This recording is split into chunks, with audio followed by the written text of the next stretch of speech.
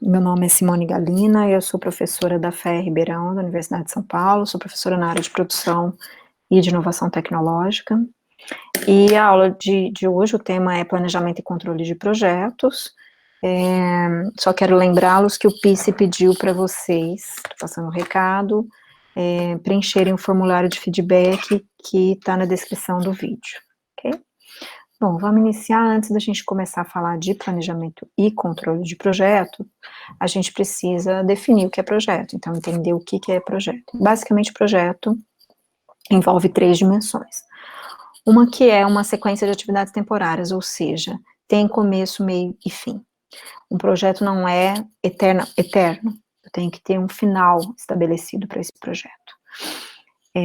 Outra dimensão é que ele é um produto singular, então um projeto existe para definir um produto, ou um evento, ou um serviço que sejam únicos, que sejam específicos, que sejam singulares, e que, portanto, merecem, né, ter uma construção, um projeto para defini-los.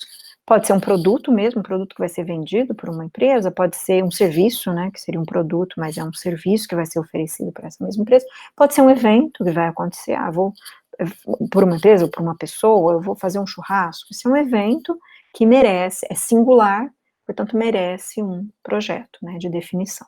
Depois que isso se torna corriqueiro, eu já fiz o projeto para defini-lo, agora eu vou executar, simplesmente, né, repetidas vezes. Então ele perde a singularidade. Então o projeto ele existe considerando, né, aspectos únicos de algo que eu quero desenvolver, que eu quero estabelecer. E, por fim, uma outra dimensão é considerar as restrições de tempo e custo, que normalmente são pré-estabelecidas. Então, eu tenho um prazo específico para que aquilo ocorra, né, aquele produto, ou um valor, né, um custo definido para aquilo ser, enfim, oferecido, né. Então, o desempenho de um projeto, ele vai ser avaliado à medida que essas 3 grandes dimensões têm dias. Outras considerações, outras 2 considerações sobre projetos que são importantes para a gente considerar o planejamento dele. Primeiro é a incerteza. Então, todo e qualquer projeto tem incertezas atreladas a ele. Quanto maior o desconhecimento que eu tenho sobre um determinado tema, maiores são as incertezas e, consequentemente, maiores os riscos desse projeto, né, dar certo. Vamos pensar num assunto super atual. Vamos supor que a gente vai fazer um projeto para determinar uma campanha de informação da pandemia do Covid-19. Eu tenho, então, várias incertezas sobre a própria pandemia, sobre o vírus, sobre a doença, e a gente pode observar aqui, né, num tempo recente, que à medida que o tempo andou, menores foram sendo, maiores os conhecimentos, né, e portanto menores as incertezas que eu tinha sobre a doença em si, sobre o vírus, etc. Portanto, menores se tornaram os riscos de fazer um projeto de uma campanha de informação da pandemia que fosse de menor sucesso. Então, eu tinha menos risco, à medida que eu ia tendo mais certeza sobre aqueles aspectos da pandemia. Que aspectos são esses que estão ligados à incerteza? Conhecimento sobre a medicina, então conhecimento sobre o vírus, sobre o tratamento, sobre o comportamento da população, como é que entra de quarentena, como é que a população reage, né? As populações são distintas, né? Em países elas são diversas, em regiões de um mesmo país também. Então, esses comportamentos da população, à medida que eu fui entendendo esse comportamento, foi ficando mais fácil, né, de eu recorrer a variáveis mais relevantes para convencer a população do que seria, né, informações relevantes da pandemia. E tudo isso, quer dizer, por exemplo, o uso de máscara. O uso de máscara lá no início, não se sabia que tipo de máscara de tecido artesanal era efetiva, não era, usa, não usa, quer dizer, uma série de desencontros, né, que não me permitiam trazer informações corretas sobre a pandemia ou a doença. Essas incertezas, elas estão diretamente relacionadas a esse outro fator, que é a complexidade do projeto. Então, projetos complexos são geralmente multidisciplinares. Por quê? Porque exigem diversos conhecimentos, né? Quanto mais diverso é o conhecimento que eu preciso sobre um aspecto de algo que eu tenho que fazer, de um produto, mais complexo ele se torna. Então, vamos pegar a mesma informação sobre a pandemia. Imaginem o tanto de informações, né, de conhecimentos distintos que eu preciso para criar uma campanha de informação sobre a pandemia. Então, preciso de conhecimento médico. Então, conhecimento médico de tratamento da doença, de sintomas dessa doença, que vale a pena essa pessoa ir ou não para um hospital, né, procurar ajuda médica ou ficar em casa, informações sobre ciência, né, quais são os desenvolvimentos da ciência, então, é uma outra informação, não é? Então, dos cientistas vem um tipo de informação completamente diferente do que vem da junta médica, que trata diretamente a doença, né? Eu preciso de informações dos sociólogos, de conhecimento de comportamento populacional, eu preciso de informações, eu preciso de conhecimento dos comunicadores, dos jornalistas, que são aqueles que vão formatar o produto final, né, para informar a população. Então, como que o comunicador vai organizar essa informação para chegar de uma forma mais efetiva à população. Então, são muitos conhecimentos distintos que tornam esse produto mais complexo, portanto, mais incerto, portanto, com riscos maiores de chegar ao sucesso, né? Então, quando eu tenho complexidade no produto, eu tenho, normalmente, uma divisão desses projetos em subprojetos. Então, em geral, essas divisões são por áreas mesmo. Então, quando eu penso em administração de um projeto ou gestão de um projeto, eu estou basicamente falando de planejamento, execução e controle do projeto. Isso é gestão, né? Isso é administração. De qualquer área. Se eu estou falando de administração financeira, eu estou pensando no planejamento financeiro, dos recursos financeiros, a execução desse planejamento e o controle, se aquilo que eu pensei para o financeiro é efetivamente executado. Quando eu estou falando de projeto, então, é a mesma coisa. Então, eu estou pensando em técnicas, desculpa, que se aplicam a situações para o planejamento e execução de um ciclo de vida de projeto. O ciclo de vida é exatamente isso aqui, ó. Eu tenho uma série de fases, né, de etapas de um projeto, e cada uma dessas etapas tem um comprometimento específico com recursos ou esforços. Então, na fase 1, eu tenho um comprometimento de recursos menores, isso vai aumentando, né, o comprometimento dos recursos na fase 3 já é maior, e à medida que, então, eu sigo com o projeto, eu estou, então, fazendo o ciclo de vida desse projeto, eu tenho comprometimentos distintos com os recursos. Agora, nós vamos ver cada uma dessas fases e entender quais são as ferramentas de administração de projetos para cada uma delas, né? Ou com o que eu me preocupo. Então, a primeira fase é a compreensão do ambiente de projeto. Aqui eu tenho que pensar em vários aspectos, vários fatores internos e externos que afetariam o projeto. Então, por exemplo, eu vou dar um exemplo de um café, uma padaria que tem um produto, um pão de queijo, que ele fornece no local, né, dentro da padaria, dentro do café, e ele, na época de pandemia, ele passa a desenvolver, ele tem que desenvolver um produto, pão de queijo, para entregar para os clientes, né, delivery.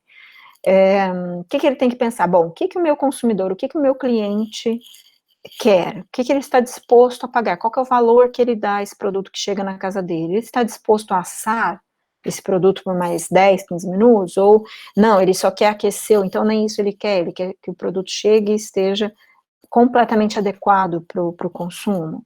Quanto que ele está disposto a pagar? O que a concorrência oferece? Né? A minha concorrência oferece pão de queijo? Como é que esse pão de queijo da concorrência chega para o cliente, que vai ser o mesmo cliente meu? O que mais que eu tenho que pensar? Por exemplo, aspectos governamentais, de normas. Quais são as normas para entrega de alimento? Preciso entender dessas normas de entrega. São diferentes das normas de consumo ali no local, né? No meu estabelecimento. Quando eu identifico essas normas, né, esses clientes, eu tenho que estabelecer uma cadeia de suprimentos talvez diferente. No mínimo eu tenho que estabelecer ali quem vai entregar. Eu mesma vou entregar, o meu funcionário que vai fazer a entrega, ou eu vou ter um parceiro, ou eventualmente eu tenho que adequar alguns produtos, né, alguma matéria-prima do pão de queijo para que esse produto seja entregue e garanta, né, os aspectos que o cliente valoriza. Bom, uma vez definido, né, tendo uma compreensão geral desse ambiente, eu passo para uma definição do projeto. Nessa definição do projeto, basicamente eu vou estabelecer quais são os objetivos desse projeto, ou seja, o que é o estado final, o que eu vou ter lá no final, assim, o que eu vou atingir com esse projeto. Esses objetivos, quanto mais claros, melhor. O que é um objetivo claro? Em geral, a gente usa mensuração, eu vou medir. Quanto mais fácil de se medir esse objetivo, mais claro ele é, então melhor é esse objetivo, esse estado final que eu vou atingir né, na finalização do projeto. Um outro aspecto, o escopo, é que eu vou estabelecer fronteiras. Que fronteiras são essas? Por exemplo, eu posso ter fronteiras de recurso mesmo, estabelecer escopo do recurso, que recurso eu vou ter, que recurso humano eu vou estar envolvido, que recurso financeiro eu vou estar envolvido, ou então, escopo de responsabilidades, quem vai estar responsável pelo produto em si, aí eu vou ter o responsável pela embalagem desse produto, eu vou ter o responsável pela venda, pelo acompanhamento da entrega, pelo acompanhamento da satisfação desse cliente. E, por fim, as estratégias, que são, normalmente, etapas ou marcos do projeto em que eu vou fazer a revisão do andamento desse projeto. Então, por exemplo, no caso do pão de queijo, eu posso estabelecer um marco que seja, por exemplo, o desenvolvimento ou a escolha de uma embalagem. Então, eu vou escolher uma embalagem para o pão de queijo. Essa embalagem tem que garantir as propriedades do pão de queijo, a temperatura que ele vai chegar, a característica não pode ser murcho, nem pode ser seco. Então, à medida, um determinado momento, um marco em que eu definir a embalagem, vai ser um marco do projeto, e nesse momento eu vou estabelecer se eu estourei prazo. Será que eu levei muito tempo até esse marco de estabelecimento da embalagem? Mais tempo do que o previsto, ou ficou mais caro, quão mais caro ficou? Ficou 20% mais caro, então, de custo e tempo, tem que ser continuamente observados na execução desse projeto. Então, eu vou estabelecer marcos para fazer revisão do andamento do projeto. Bom, então, nessa fase de definição, né, que é a fase 2 que a gente está, eu tenho formação de grupos ou comissões que vão rodar com esse projeto, né, que vão formular esse projeto. Normalmente eu pego, né, para a formação desses grupos, eu pego os especialistas, então vou ter um especialista lá da cozinha, da produção, um especialista da venda, um especialista da entrega desse pão de queijo, para que todos esses conhecimentos distintos se agreguem, né, nesse grupo, nessa comissão do projeto. Vou ter o comprometimento, né, eu vou estabelecer o comprometimento de elementos-chave dessas áreas funcionais, então da produção, horas de funcionário, horas do forno que vai, né, ser dedicado, ou de outros equipamentos que são dedicados à produção desse produto, e o estabelecimento de objetivos, né, aqui o que eu tenho na fase de definição, é o estabelecimento de objetivos preliminares, né, de custo, de tempo, de recursos, que vão, então, na fase 3, serem detalhados. Então, tudo que eu defini na fase 2, que foi, por sua vez, em cima do conhecimento de um ambiente que foi feito na fase 1, eu vou agora, na fase 3, detalhar. Então, a fase de planejamento, ela é uma fase de detalhamento dos planos elaborados anteriormente. Esse detalhamento, então, vai definir né, com critérios as ações, as atividades e os recursos comprometidos, né, nesse projeto. Então, o plano de atividades, né, essa etapa 3, ela começa com a definição das atividades. Agora eu vou mudar um pouquinho o exemplo e vou pegar um exemplo de um café da manhã que seja fornecido na cama, pode ser um hotel de luxo que vai entregar o café da manhã na cama, ou pode ser cada pessoa aí pode, né, servir café da manhã na cama. Então, esse é um projeto que todos nós vamos entender como que funciona. Então, eu vou estabelecer o meu projeto. Primeiro, eu vou estabelecer as atividades. O que eu preciso para ter um produto final, servir um café da manhã na cama. Então, eu preciso de este meu produto tem um copo de suco de laranja, tem ovos quentes num porta-ovos, tem torradas com manteiga e tem uma bandeja muito arrumada, muito organizada. Cada um desses projetos, desse subprojeto que compõe o projeto Café da Manhã na Cama, vai ter as suas atividades estabelecidas. Então, por exemplo, vou produzir torrada com manteiga. O que é? Primeiro, produzir a torrada. Para isso, eu preciso obter o pão. Depois que eu produzo a torrada, eu tenho que obter a manteiga e passar a manteiga no pão. Então, o projeto Café da Manhã tem um subprojeto que é produzir torradas com manteiga, que por sua vez tem a produção da torrada em si e a colocação da manteiga. Depois que eu defino esse projeto claramente, eu tenho uma estimativa de duração e dos recursos comprometidos para cada uma dessas atividades. Então, por exemplo, passar a manteiga na torrada, eu tenho o esforço de uma pessoa, então eu preciso de no mínimo uma pessoa para passar a manteiga na torrada. Isso tem uma duração de 1 minuto. Depois, encher o copo com suco de laranja, também preciso de uma pessoa, também tem duração de 1 minuto. Ferver o ovo, não preciso de ninguém, mas eu poderia colocar aqui outros recursos, que não um recurso humano, que não pessoa envolvida. Poderia colocar, para ferver o ovo, eu preciso do fogão. Então, poderia colocar um outro recurso aqui, que é um recurso técnico, né, material. Ok? E assim sucessivamente. Então, eu vou fazendo uma estimativa de recursos necessários. E da duração, né, do tempo de duração de cada uma dessas atividades, desses recursos comprometidos. Depois, eu preciso estabelecer a dependência entre as atividades, é uma sequenciação entre as atividades. Então, por exemplo, esses aqui são os meus subprojetos dentro do projeto Café da Manhã na Cama. Então, vamos supor que para fazer o pão, eu tenha que estabelecer a torrada, primeiro eu tenho que torrar esse pão, depois passar manteiga. Então, essa é uma sequência. Para fazer o ovo, para cozinhar o ovo, eu tenho que ferver a água, ferver o ovo dentro dessa água, para daí ter o produto final e tá pronto para levar para o quarto. A bandeja, eu organizo a bandeja, essa bandeja fica aqui pronta para eu ter tudo junto, não é? Tudo finalizado para ter a entrega no quarto.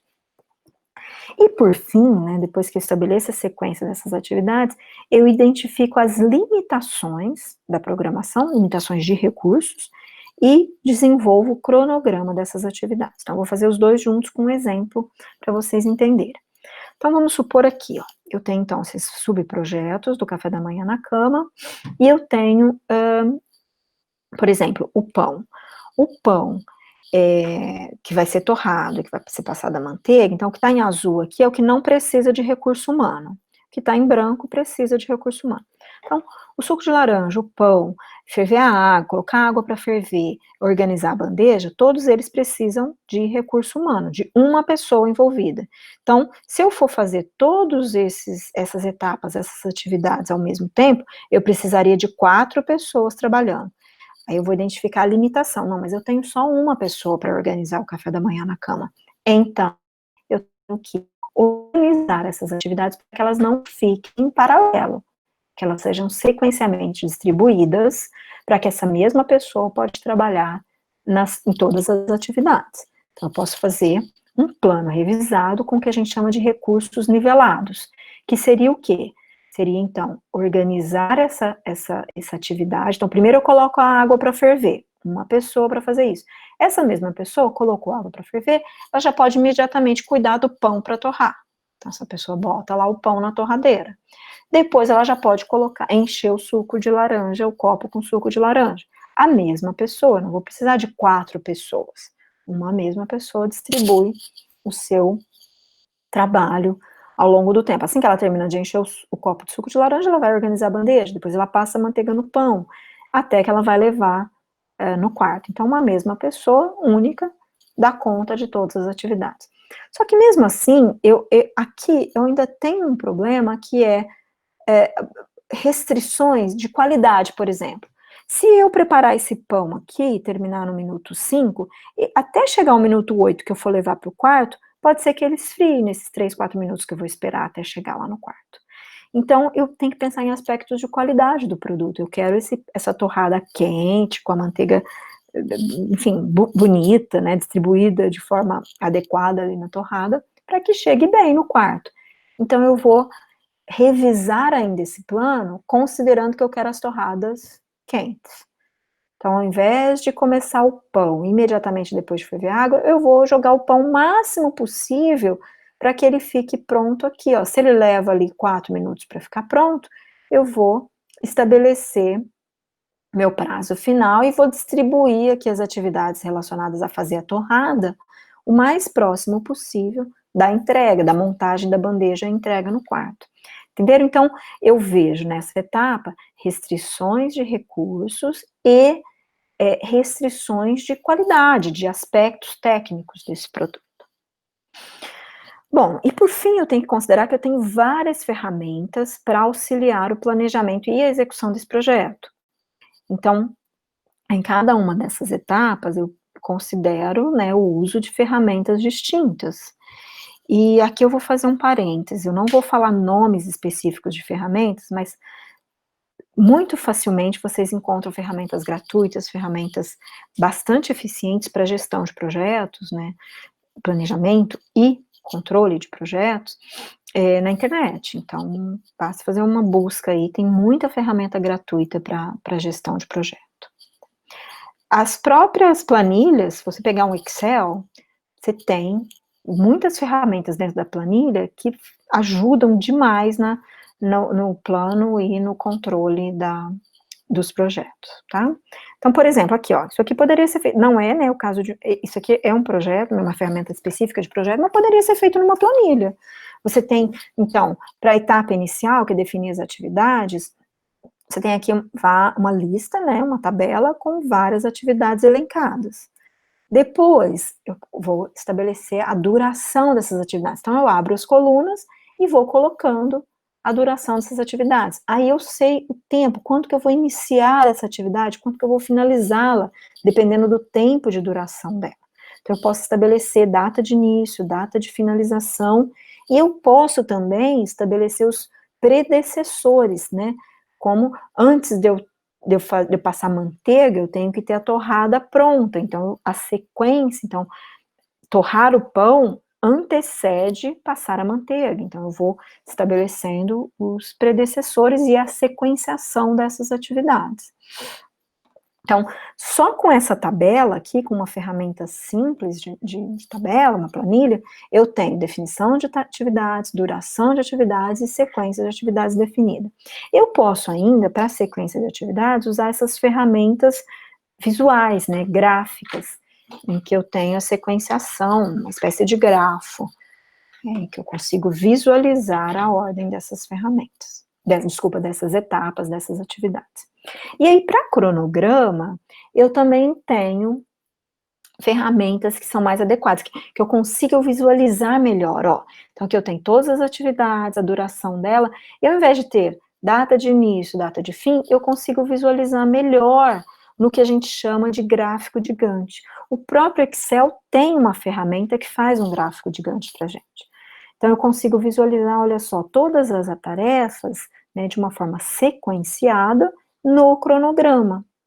Então, facilita demais a gestão do projeto, tanto o plano, quanto depois a execução e o controle dessa atividade, ok?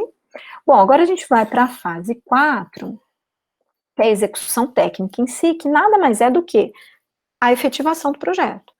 Então, eu vou executar o projeto tecnicamente. Então, se o projeto é fazer um pão de queijo delivery, eu vou fazer o pão de queijo, embalá-lo, entregar para o cliente, avaliar se esse cliente gostou do meu produto. Então, eu vou executar aquilo que foi planejado. O que é importante a gente pensar aqui? Que a gente tem que ter variáveis para depois controlar essa execução. Saber se a execução está de acordo com o planejado. Então, quais são essas variáveis? Escopo, prazo e custo. Então, essas variáveis têm que estar sempre monitoradas. para daí eu passar para a etapa de controle, que seria a última etapa da gestão de projeto. A etapa de controle, então, ela envolve 3 decisões: o monitoramento, eu tenho que monitorar o que foi executado, esse monitoramento vai me dar informação para avaliar o desempenho, para saber se o desempenho está de acordo com aquilo que foi planejado, e por fim, vai me prover para eu conseguir intervir. Não está de acordo, então eu vou ter que parar, fazer uma intervenção e voltar ao plano estabelecido, né? Preciso ter condições de voltar ao que foi planejado.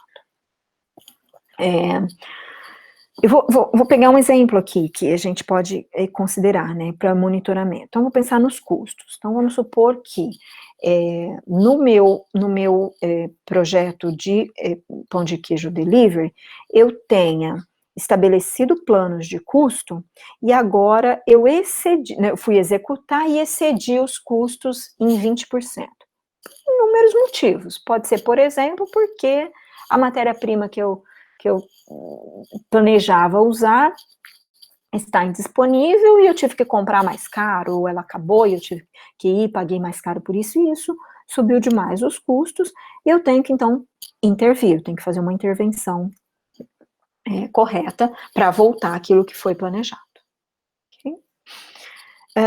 Existem algumas técnicas para ajudar no controle. Então, o gráfico de Gantt é uma delas, eu já falei.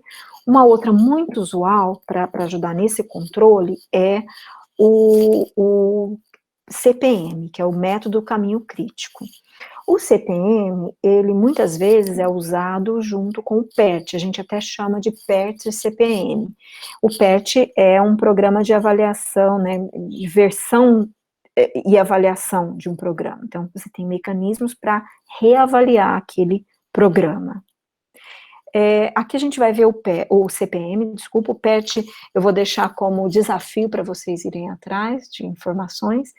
Ele é um pouquinho mais complexo do que o CPM, mas o CPM ele é extremamente simples e útil para projetos um pouco mais complicados, né, mais complexos. Bom,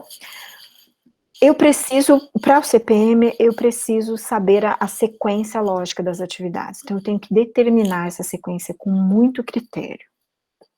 Para daí, eu conseguir definir qual que é o caminho crítico. Qual que é aquele caminho que, principalmente em termos de tempo, torna esse projeto crítico.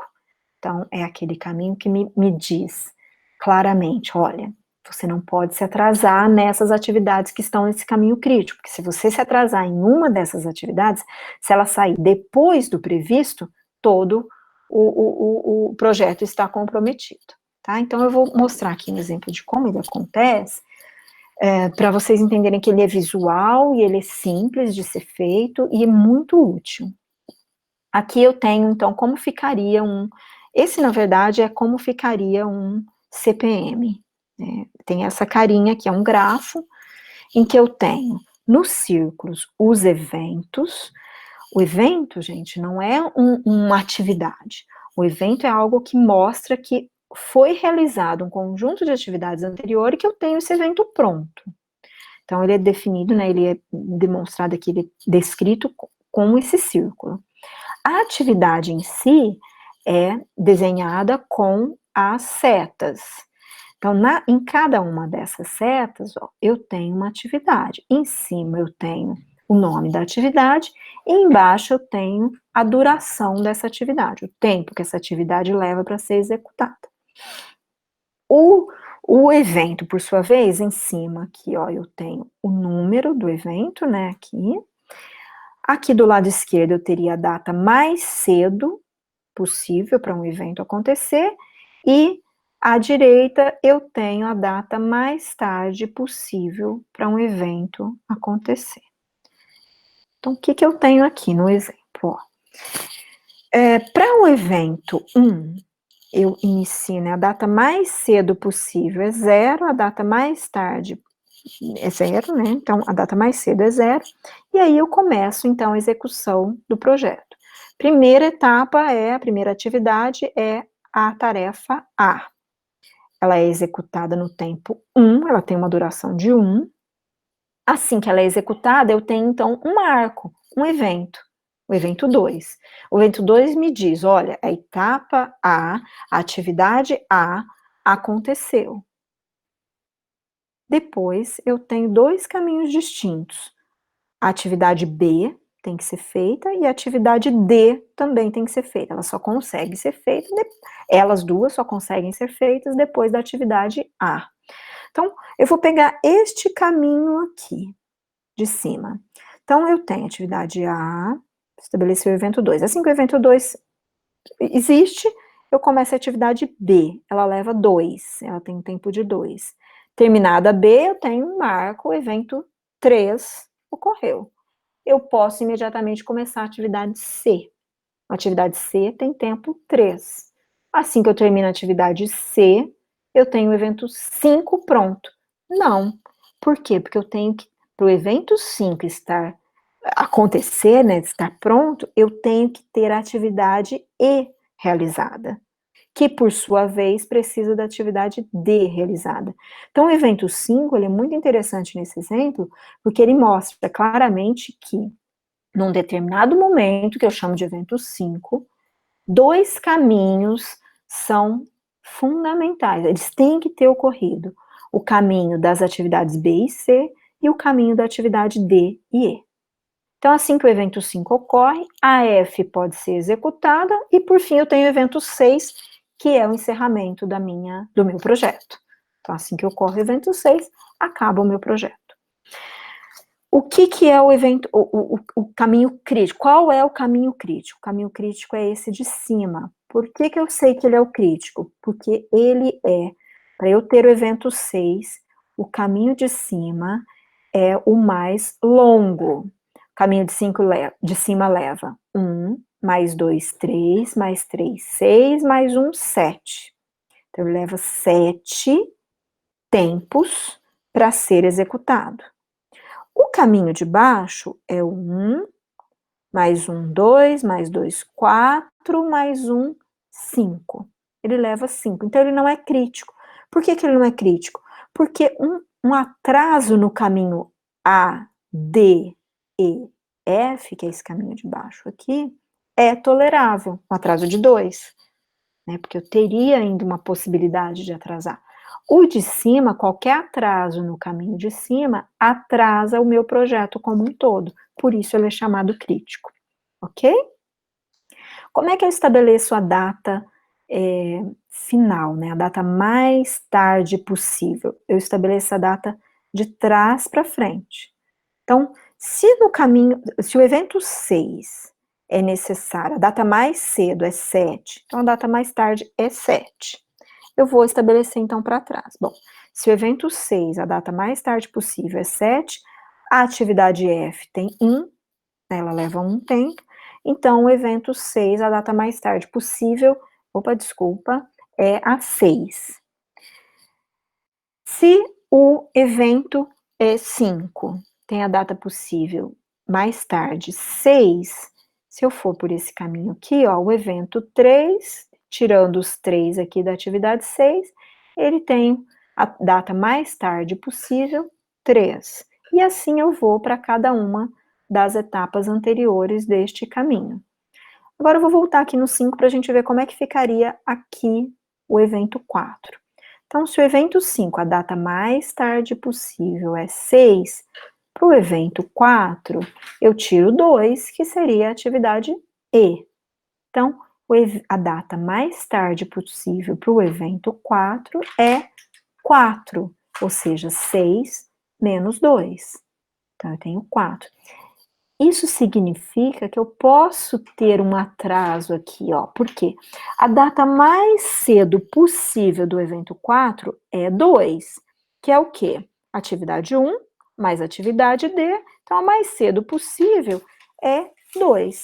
Só que, como esse evento aqui, 4, não está no caminho crítico, esse evento ele pode acontecer também até a data 4, ou seja, a mais tarde possível é a data 4. Entendem que com isso eu consigo enxergar muito claramente quais são as restrições de tempo desse projeto e fazer um planejamento com limitações que eu consigo enxergar e regularizar. Então, eu não preciso comprometer recursos totalmente na etapa, no E4.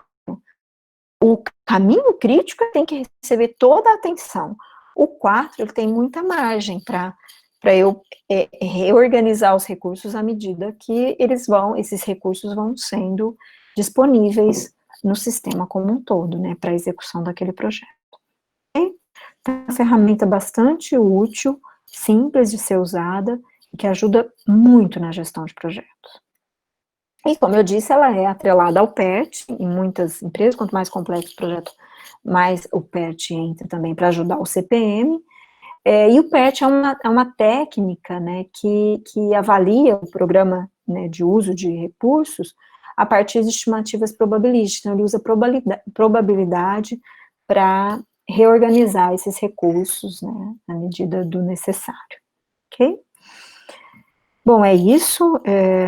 Qualquer dúvida que vocês tenham, podem me procurar, meu e-mail, enfim, o que vocês precisarem, o pessoal do núcleo tem os meus dados, e espero que vocês possam gerenciar melhor os projetos de vocês, considerar aspectos de tempo e recursos financeiros para vocês fazerem projetos singulares, novos, nos seus negócios.